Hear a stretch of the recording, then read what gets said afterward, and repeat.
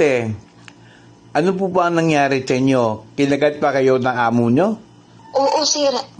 Kanina, sir. Naglaba ako ng wash. Naglaba ako. Oo. Nagpunta siya sa taas.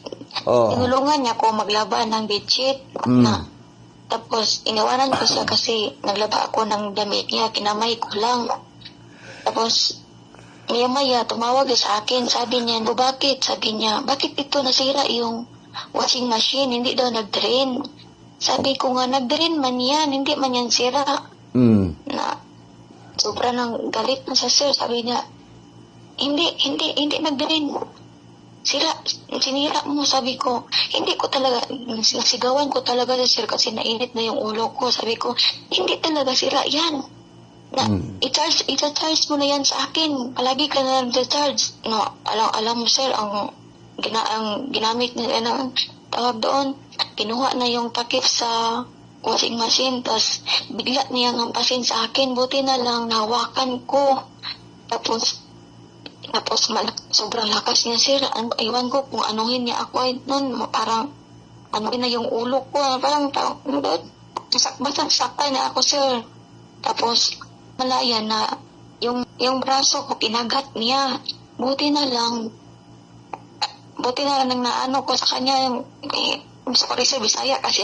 Sige lang. Buti na lang na tawag doon. Buti na lang nahila ko siya. Kung hindi ko hinila, maano yung masagatan talaga yung braso ko sir. Yun lang sir.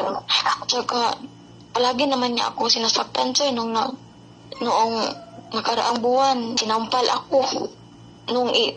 Basta palagi na sir. Tapos yung mukha ko kinambras pa. Bakit hindi kayo lumapit sa agency nyo? Sinabihan ko naman ng agency, sir, nung nakaraang buwan. Sabi ng agency, inaobserbahan pa daw yung amo ko kasi sabi niya... kaso ilang beses ka sinasaktan ka mo?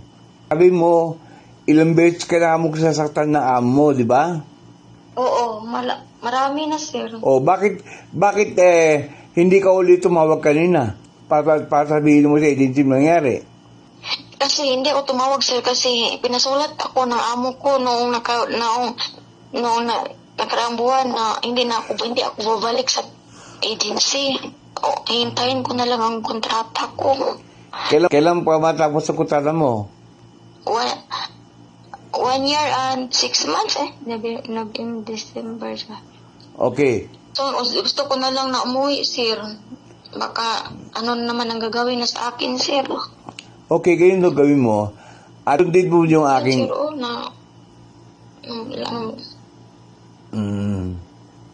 agency mo, tumukas. And inform him the problema. At sabi mo yung ayaw mo na kasi like ka ng kamong sasaktan. Sabi mo sa agency mo kung ano yung gusto mo na mangyari. At sabi mo na paano ka makakapag-stay dyan kung like kang sinasaktan at katulad nga yan, kinagat ka ng amo mo. So, ikaw ang nakakaalam niya kung gusto mo pa mag-stay dyan o gusto mo talaga umalis o talaga umuwi. And sabi mo sa agency mo lahat. Yes, sir, pero baka sa akin ba yung pamasahe, sir? Wala ba akong pera, sir? Inform yung agency, yung nangyari, and see to it kung ano ang pwedeng gawin sa iyo. Okay? For sure, ang sasabihin sa yung agency mo na, ilipat ka na ibang employer. Mangyari yung ganun.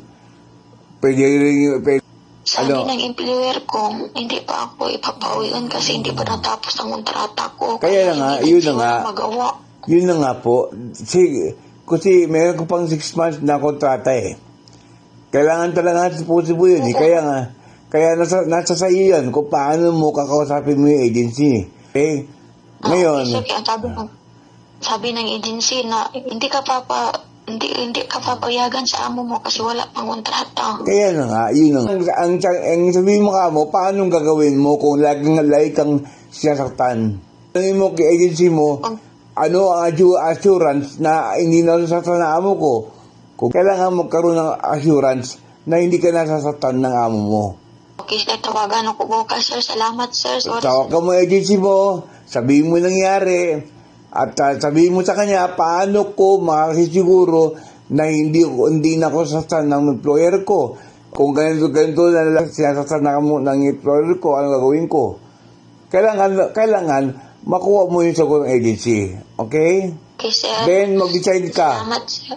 Ha? Salamat, sir. Sorry Okay. sa disturbo. Okay lang, sige po. Okay. Salamat, sir. God bless you, sir. God bless.